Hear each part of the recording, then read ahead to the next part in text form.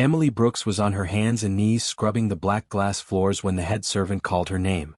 Her back hurt from bending over all day, and her fingers were raw from the harsh cleaning chemicals the Draconians used.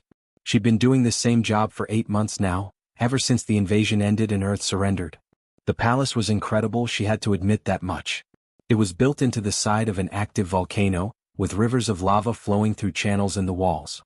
Everything glowed orange and red, and the heat was so intense that she'd stopped sweating after the first week. Her body had just given up trying to cool itself down. Brooks. Human? The supervisor hissed at her. He was a smaller Draconian, maybe 8 feet tall instead of the usual 12. His scales were green and he always looked at her like she was something stuck to the bottom of his foot. Emily stood up slowly, her knees cracking. Yes, sir? You're being moved. East Tower, Chamber 47. Report there immediately. She blinked. What's in Chamber 47? The supervisor's lip curled, showing rows of sharp teeth. The broken prince. Just keep him alive and stay out of the way. The medical drones do all the real work. Emily wanted to ask more questions, but the supervisor had already walked away. She grabbed her cleaning supplies and headed toward the East Tower, asking other servants for directions along the way. Most of them just pointed and hurried past. Nobody wanted to talk to humans much. They were at the bottom of the ladder here, below even the maintenance drones. The East Tower was quiet. Too quiet. Her footsteps echoed on the volcanic glass floors as she climbed the spiral staircase. When she finally reached Chamber 47, she had to catch her breath. The door was smaller than the others, almost hidden in an alcove. She knocked softly, then pushed it open when nobody answered. The room was dark and cold. Someone had actually turned down the heating vents, which was strange because Draconians loved heat. In the center of the room sat a large medical pod, the kind she'd seen in the palace hospital wing. Inside the pod lay a child. He was small for a Draconian, probably only about 4 feet long from nose to tail. His scales were a dull bronze color, not shiny like the healthy Draconians she'd seen around the palace. His eyes were open, staring up at the dark ceiling, but they didn't seem to be looking at anything in particular. Emily set down her supplies and walked closer. Hello there, she said softly. The child's eyes didn't move. He didn't even blink. She pulled up a small stool and sat down beside the pod. The medical readouts on the side showed his vital signs, all stable but weak. There was a notation in Draconian script that she'd learned to read during her servant training. It said, paralysis below mid-spine. Genetic defect. Prognosis, permanent. So your legs don't work, Emily said quietly, more to herself than to him. And they just stuck you in here alone? She sat there for a moment, looking at this small creature who'd been abandoned in a dark room. Something about it made her chest hurt. He was just a kid. Back on Earth, a kid with paralysis would have doctors, therapists, family around them constantly. Here he had medical drones and darkness. My name's Emily, she said, even though he still wasn't looking at her. Emily Brooks. I'm from Earth. That's a planet pretty far from here. It's mostly blue and green, not red like this place. We have these things called oceans, which are like giant pools of water. So big you can't see the other side. Still nothing. But she kept talking anyway. I had a little brother back home. His name was Danny. He used to love this game where you throw a ball and try to get it through a hoop. Basketball, we called it. He was terrible at it, just absolutely awful, but he never gave up. He'd practice for hours. She smiled at the memory. I wonder if he's still practicing. I hope so. The child's eye twitched slightly, moving just a fraction toward her voice. Emily's heart jumped. It was tiny, barely noticeable, but he'd moved. He'd heard her. She kept talking, telling him about Earth. About rain and snow, things this volcanic planet didn't have. About dogs and cats, animals that would seem bizarre to a species of giant reptiles. About her mother's cooking, which was amazing, and her father's jokes, which were terrible. As she talked, she watched the child carefully. Slowly, over the course of an hour, his eyes shifted. First just a little bit, then more, until he was actually looking at her instead of the ceiling. There you are, Emily whispered. I knew somebody was in there. The child's mouth opened slightly, then closed. He seemed to be trying to remember how to speak. Emily didn't push. She just sat there, present and patient, the way she wished someone had been there for this kid all along. After a long silence, the child's voice came out rough and quiet, like he hadn't used it in months. What is rain? Emily smiled so wide her cheeks hurt. Oh buddy, rain is amazing. Let me tell you all about it. She spent the next 2 hours describing rain, then storms, then the ocean, then beaches. The child listened to every word, his golden eyes growing brighter with each story. He asked questions, hesitant at first, then more confident. What did sand feel like? How cold was snow? Did humans really keep animals in their houses as friends? When Emily finally had to leave for the night, the child spoke again. Will you come back? Every single day, Emily promised. I'll be here every single day. As she walked back down the spiral staircase, she felt angry. How could they just leave a child alone like that? How could his own family abandon him just because his legs didn't work? On Earth, they would have helped him, supported him, loved him even more because he needed it. She didn't know it yet, but that anger was going to change everything. Not just for one forgotten prince, but for an entire empire that had forgotten what it meant to care for the weak. 3 weeks had passed since Emily started visiting the prince. Every single day she came to Chamber 47 and talked with him. His name was Valtor, she'd learned on the second day. He was 7 years old, which was young for a draconian but not as young as she'd first thought. They aged differently than humans. Valtor had become a completely different person. He asked questions constantly now, curious about everything. He wanted to know about Earth's governments, its wars, its music, its food. Emily brought him books from the palace library, sneaking them in under her cleaning supplies. The librarian, an old draconian with gray scales, had given her a suspicious look but hadn't stopped her. Tell me again about the wheelchair, Valtor said one afternoon. They'd been discussing human inventions. It's a chair with wheels, Emily explained, using her hands to demonstrate. People who can't walk can sit in it and move themselves around using their arms. Some are powered by motors so you barely have to push at all. Valtor's eyes went wide. We don't have anything like that here. I noticed, Emily said dryly. Your people just seem to hide anyone who can't walk. It's shameful, Valtor said quietly, his voice dropping. A warrior race that produces defective offspring. That's what the court physician told my father. Better to keep me hidden than admit the royal bloodline has weakness in it. Emily felt that familiar anger rising in her chest. You're not defective, Valtor. Your legs don't work. That's just a fact, like having brown eyes or being short. It doesn't make you less than anyone else. Try telling that to my father, Valtor said bitterly. He hasn't visited me once since the paralysis set in. That was 2 years ago. 2 years. This child had been alone in this dark room for 2 years, with only medical drones for company. Emily wanted to march straight to the king and give him a piece of her mind, but that would probably get her executed. Would you like to go outside? Emily asked suddenly. Valtor looked confused. Outside? I can't walk. You don't need to walk. I can carry you. His eyes went even wider if that was possible. You can't. The servants aren't allowed to touch royalty. It's forbidden. You could be killed for that. Well, Emily said, standing up and deactivating the medical pod's locks, they'll have to catch us first. Emily, no, you can't. But she'd already scooped him up into her arms. He was lighter than she expected, his muscles atrophied from 2 years of lying still. His tail draped over her arm, and she could feel his small claws gripping her shirt in surprise. Hold on tight, she said and walked straight out the door. The corridor was empty at first. Emily moved quickly, her heart pounding. She knew where the gardens were because she'd cleaned them last month. Big open courtyards filled with strange alien plants that somehow thrived in the volcanic heat. They made it down 2 flights of stairs before the first alarm went off. Red lights began flashing along the walls, and a loud wailing sound echoed through the corridor. Emily kept walking. Valtor buried his face in her shoulder, terrified. Stop.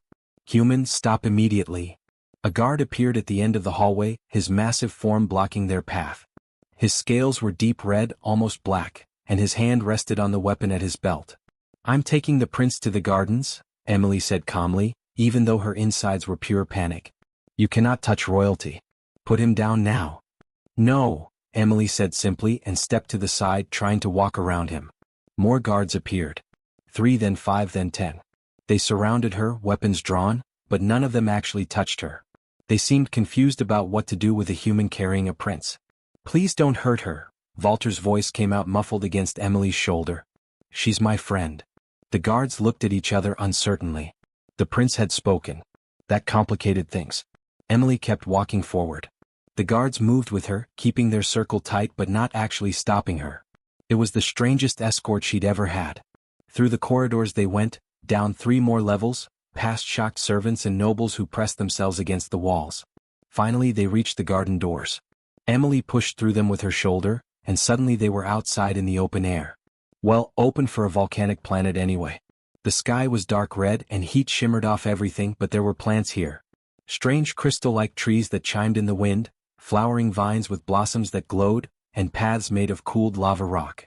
Emily walked to the nearest bench and sat down, still holding Valtor. She adjusted him so he could see everything properly. The prince stared around in wonder. "I forgot," he whispered. "I forgot how beautiful it was." "It's pretty amazing," Emily agreed. That's when she heard the heavy footsteps behind her. The ground actually shook with each step. She didn't need to turn around to know who it was. She could feel the heat radiating from him, even stronger than the volcanic air. King Mort had arrived. "Explain yourself, human." His voice was like thunder, deep and terrifying. The plants seemed to shrink away from the sound. Emily stood up slowly, still holding Valtor, and turned to face him. The king was massive, easily 15 feet tall, with scales like polished obsidian. His eyes glowed like melted gold, and smoke actually came out of his nostrils when he breathed. He looked like he could crush her with one hand. Probably because he could. "Your son wanted to see the gardens, Your Majesty," Emily said, keeping her voice steady. "So I brought him here." "You dare touch the prince? You dare display his weakness before the entire court?" "Father, please." Valter's voice rang out clear and desperate. "Please don't hurt her. She's the only one who talks to me. She's the only one who cares." The king stopped mid-breath. He stared at his son like he'd never seen him before. Behind him, dozens of nobles and guards had gathered, all watching in stunned silence. The prince was showing emotion. The prince was speaking. The hidden shame of the royal family was suddenly very visible. Emily tightened her hold on Valtor and looked the king straight in the eye. She knew she was probably about to die, but if she was going down, she was going down swinging. "He's not weak," she said firmly. "He's brilliant and kind and curious about everything. His legs don't work, but his mind is amazing. On my planet, we don't throw away people just because part of their body doesn't work right. We help them.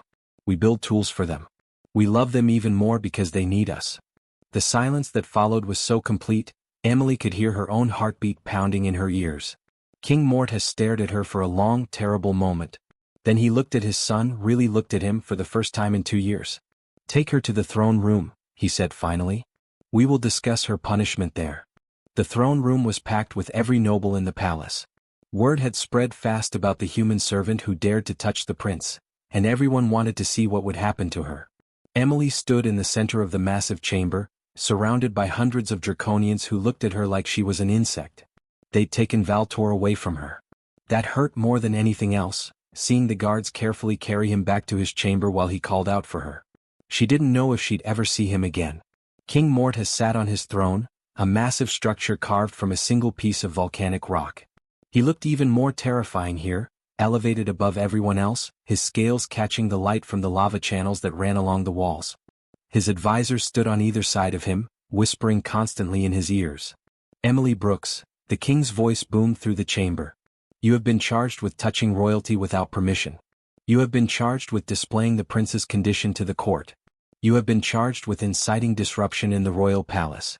The punishment for any one of these crimes is death. Do you have anything to say before sentence is carried out?" Emily took a deep breath. Her legs were shaking, but she refused to let them see her fall. "I just wanted to make a lonely kid feel less alone," she said loudly enough for everyone to hear. "If that's worth dying for in your culture, then I guess your culture has some serious problems." Gasps echoed through the chamber. A few nobles hissed in anger. "You didn't insult draconian culture in front of the king and expect to live." But King Mort didn't immediately order her execution. He leaned forward on his throne, studying her with those burning gold eyes. "You dare judge us, human? Your species lasted 6 weeks against ours. 6 weeks before you surrendered completely. You have no scales, no claws, no natural weapons. You are weak." "Yeah, we're physically weak," Emily shot back. "We know that. That's why we learned to build things. Tools, machines, wheelchairs for people who can't walk. We learned that being different doesn't mean being useless. We learned to take care of each other because we had to. Nobody else was going to do it for us." "Strength is what matters," one of the advisors said sharply. "The strong survive, the weak perish. This is the natural order." "That's not the natural order, that's just laziness," Emily said, and she saw several nobles recoil in shock. "It's easy to help people who are already strong. It takes real courage to help people who are struggling. Your prince isn't weak. He's been abandoned by people too scared to admit their precious warrior culture doesn't have all the answers. The throne room erupted in angry shouts. Guards moved forward ready to drag Emily away, but King Mort has raised one massive claw and everyone fell silent instantly. My son spoke today, the king said quietly, and the entire room went still. For the first time in months he raised his voice. He begged for your life. He called you his friend. The king's expression was unreadable. The court physician informs me that the prince has been eating properly for the first time in a year. That he has been reading, studying, engaging with the world again. All things we thought impossible. Emily's heart was pounding so hard she thought it might break through her ribs. This troubles me, King Mort has continued. You are a human. A servant. A member of a defeated species. Yet you have accomplished what all our medical technology and all our physicians could not. You made my son want to live again. One of the advisors leaned close to the king, whispering urgently. Emily caught a few words. Dangerous precedent. Cannot show weakness. The other nobles will question. King Mort has waved him away. He stood from his throne and walked down the steps, each footfall shaking the ground. He stopped directly in front of Emily, so close she could feel the heat radiating from his scales. Up close she could see scars across his chest and arms, evidence of countless battles. You claim humans know how to help the injured, the king said. Prove it. You have 3 months. 3 months to show me that your methods can truly help my son. Not cure him, I am not a fool. But help him live a full life despite his condition. Emily's breath caught. And if I succeed? Then I will grant you one request, whatever it may be. The king's eyes narrowed. But if you fail, if my son regresses or if your methods prove worthless, then you will be executed. Slowly. Do you accept these terms? It was a trap, Emily realized. 3 months wasn't much time. And what did she really know about draconian physiology? She was a colonist who'd become a servant, not a doctor or a therapist. She could easily fail and then she'd die. But she thought about Valtor, alone in that dark room for 2 years. She thought about his face when he saw the gardens, the wonder in his eyes. She thought about how he'd begged his father to spare her life. I accept, Emily said firmly. A murmur ran through the crowd. The king nodded slowly. Then it is decided. You will be given access to the medical archives. You may request any materials you need for the prince's care. But you will be watched constantly. Any sign that you are harming the prince, and the agreement ends immediately. I understand. One more thing, the king said, his voice dropping lower. Why do you care so much? The prince is nothing to you. You owe him nothing. You could have simply done your job, cleaned his room, and ignored him like everyone else. Why risk your life for him? Emily met his gaze without flinching. Because back on Earth we have a saying. It takes a village to raise a child. That means everyone is responsible for taking care of kids, not just their parents. When I saw Valtor alone in that room, forgotten and abandoned, it made me sick. Where I come from, that would never happen. We'd all work together to help him, to make sure he had the best life possible. She paused. I know I'm not from your village. I'm not even from your planet. But he's still just a kid who needs someone to care. And I do. I care about him. The king stared at her for a long moment. Something flickered in his eyes, an emotion Emily couldn't quite name. Regret maybe. Or shame. 3 months, he repeated. Do not waste them. As guards escorted Emily out of the throne room, she heard the nobles whispering among themselves. Some thought the king had gone soft. Others thought it was a clever way to publicly prove human inferiority when she inevitably failed. A few, just a few, seemed genuinely curious about what might happen. Emily didn't care what they thought. She had 3 months to help a paralyzed prince and she was going to use every single day. She'd made Valtor a promise and she didn't break her promises. That night, lying on her sleeping mat in the servants' quarters, Emily stared at the ceiling and planned. She'd need to study draconian anatomy. She'd need to build equipment. Most importantly, she'd need to convince Valtor that his life had value, that he could do amazing things even if he never walked again. It seemed impossible. But then again, so did surviving a war with dragons. And she'd managed that. 3 months. She could do this. She had to. Emily spent the first 3 days buried in the medical archives, reading everything she could find about draconian anatomy. The librarian, that same old grayscale dragon, watched her suspiciously but didn't stop her. Word had spread about the king's challenge, and everyone in the palace was curious to see if the human would actually try. The problem was that draconian medical texts were useless for what she needed. They had plenty of information about treating injuries, curing diseases, and repairing damaged scales. But there was absolutely nothing about living with permanent disabilities. Why would there be? Their culture simply hid those people away. So Emily stopped reading their books and started thinking like a human instead. She requisitioned materials from the palace workshop. Metal tubes, wheels from old supply carts, padding from furniture that was being thrown out. The workshop supervisor, a scarred veteran with bronze scales, looked at her list and laughed. What are you building, human? A torture device. Something better, Emily said. Something your people should have invented centuries ago. It took her a week to build the first prototype. She worked late into the night, her hands cut and blistered from bending metal and adjusting screws. The other servants thought she'd lost her mind. Some of them whispered that she was wasting her time, that she'd be dead in 3 months anyway. When she finally wheeled her creation into Walter's chamber, the young prince stared at it in confusion. What is that? He asked. Your freedom, Emily said with a tired smile. She'd barely slept in days. It's called a wheelchair. Come on, let's get you into it. She lifted him carefully from the medical pod and settled him into the chair. It wasn't pretty. The frame was rough metal, the wheels squeaked, and the padding was lumpy. But it worked. She showed him how to grip the wheels and push forward. Walter's claws touched the wheels hesitantly. He pushed just a little and the chair rolled forward about 2 feet. His eyes went huge. I moved, he whispered. I moved myself. That's right, Emily said, her chest tight with emotion. You don't need your legs to move anymore. Your arms work just fine. Valtor pushed again, harder this time. The chair rolled across the room. He laughed, that same beautiful sound Emily had heard in the gardens, and spun the chair in a circle. Then another circle. Then he raced toward the door and back, his movements clumsy but determined. This is amazing, he shouted. Emily, this is incredible. Over the next few weeks, Emily refined the design. She added better wheels that didn't squeak. She adjusted the seat so it supported his spine properly. She even figured out how to add small compartments where he could carry books and writing materials. Valtor practiced every day, building strength in his arms and learning to navigate the palace corridors. But Emily knew the physical adaptation was only half the battle. Valtor's body was getting stronger, but his mind still carried the weight of 2 years of isolation and shame. So she started teaching him about humans who'd accomplished incredible things despite their disabilities. She told him about Stephen Hawking, a brilliant scientist who couldn't move or speak but understood black holes and the nature of the universe better than almost anyone alive. She told him about Franklin Roosevelt, who led an entire country through a terrible war while using a wheelchair. She told him about artists, musicians, athletes, all people who refused to let their bodies limit their dreams. These people are celebrated on your world? Valtor asked one afternoon, his voice full of wonder. Celebrated and respected, Emily confirmed.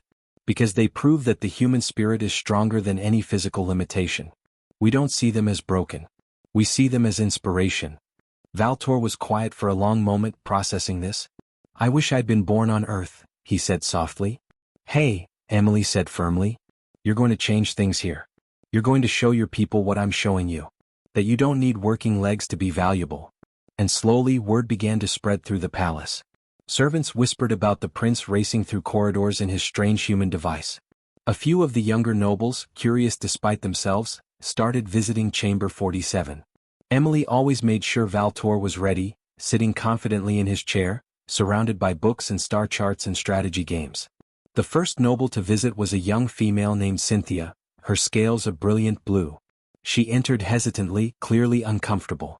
I heard the human built you something, she said, not quite meeting Valtor's eyes.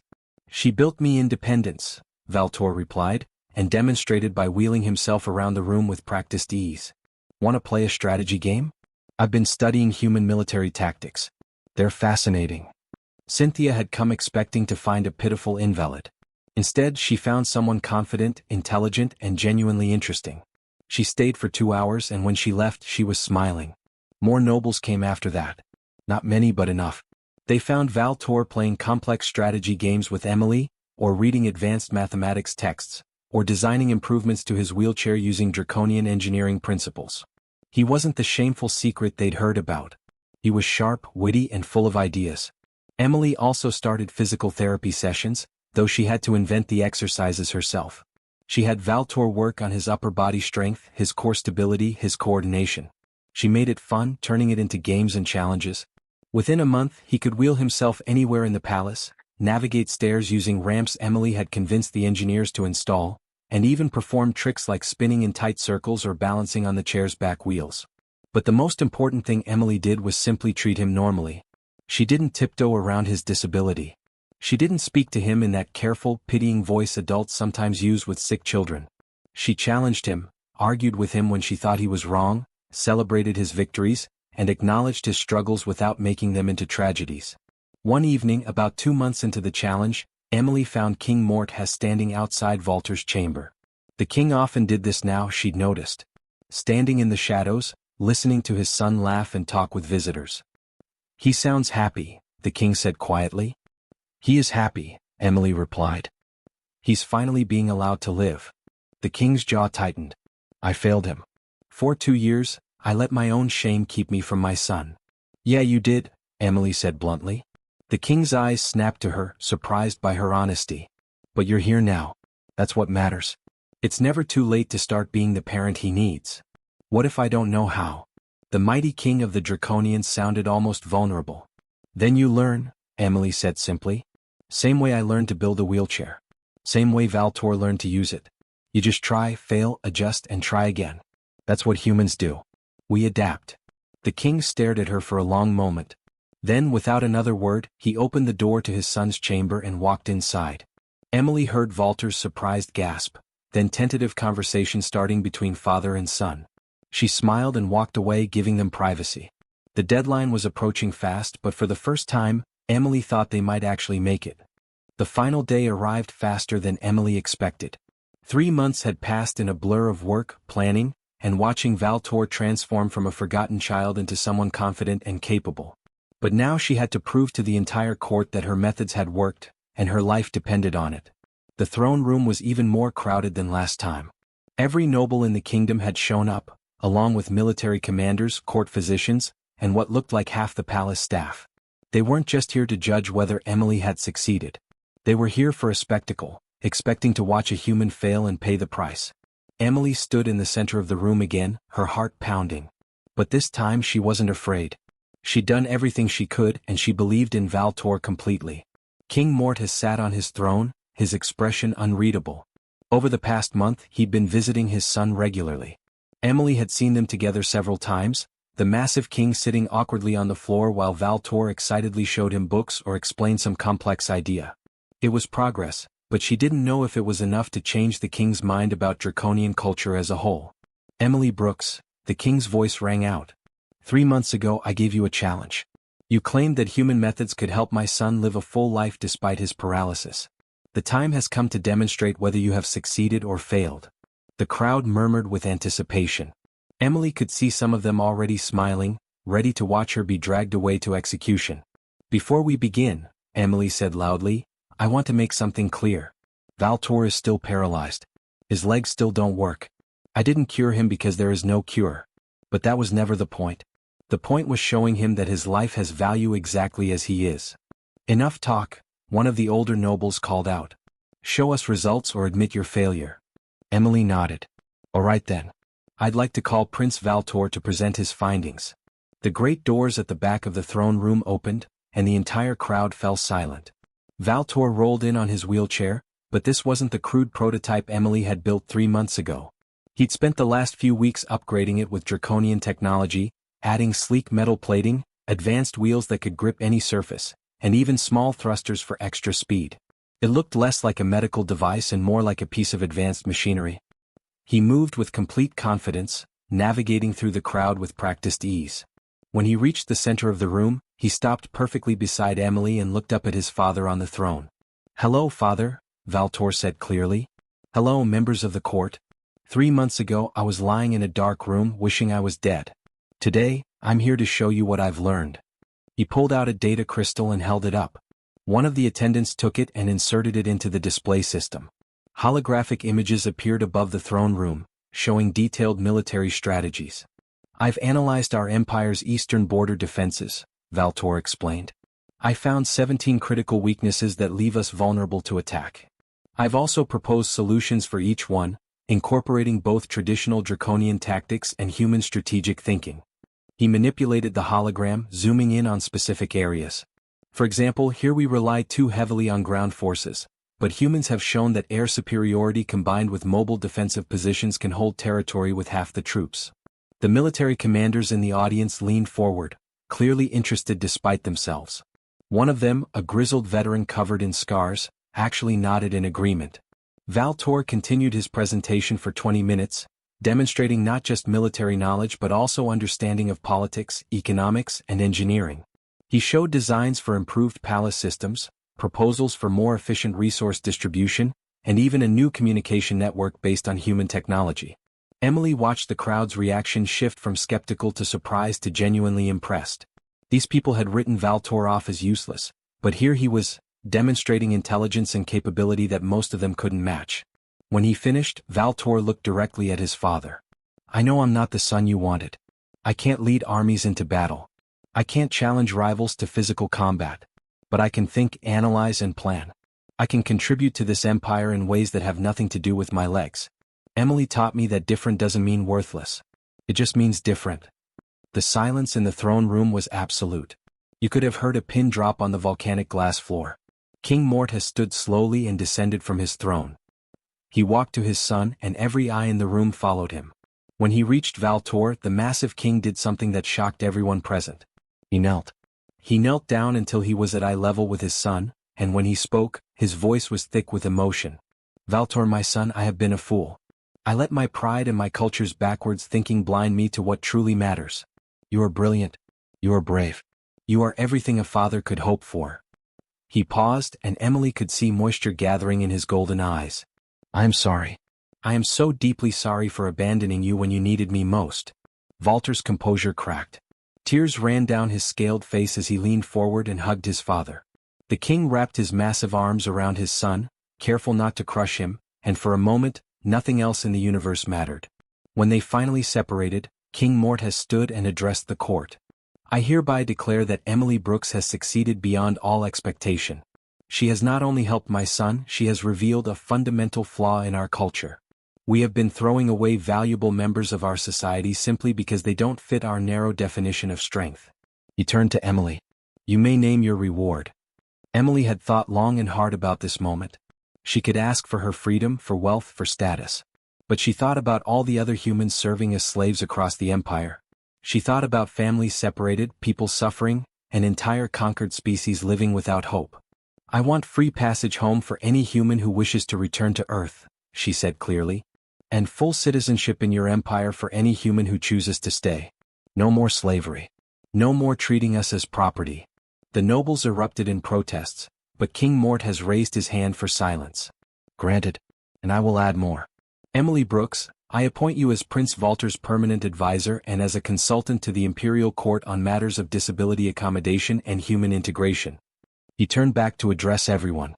"Starting today, the Draconian Empire will begin studying human medical knowledge and adaptive technologies. We will build ramps and create devices for any of our citizens who need them. We will stop hiding our disabled population and instead help them contribute to society. And any noble who objects to these changes can explain to me personally why they think their pride is more important than the well-being of our people."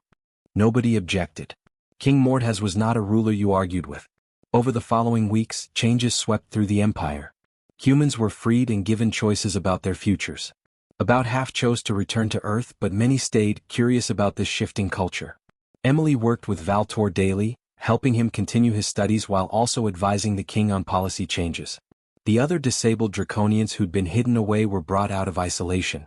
Emily and Valtor worked together to design equipment for them, to teach them that their lives had value, to integrate them back into society. It was slow, difficult work, but it was working. Years later, Prince Valtor became the Empire's chief diplomatic advisor, known across the galaxy for his brilliant mind and his compassionate approach to negotiation. He brokered peace treaties, prevented wars, and always advocated for the rights of those society overlooked. And Emily Brooks became a legend not for being strong or powerful, but for showing an entire civilization that true strength comes from lifting others up, not from standing on top of them.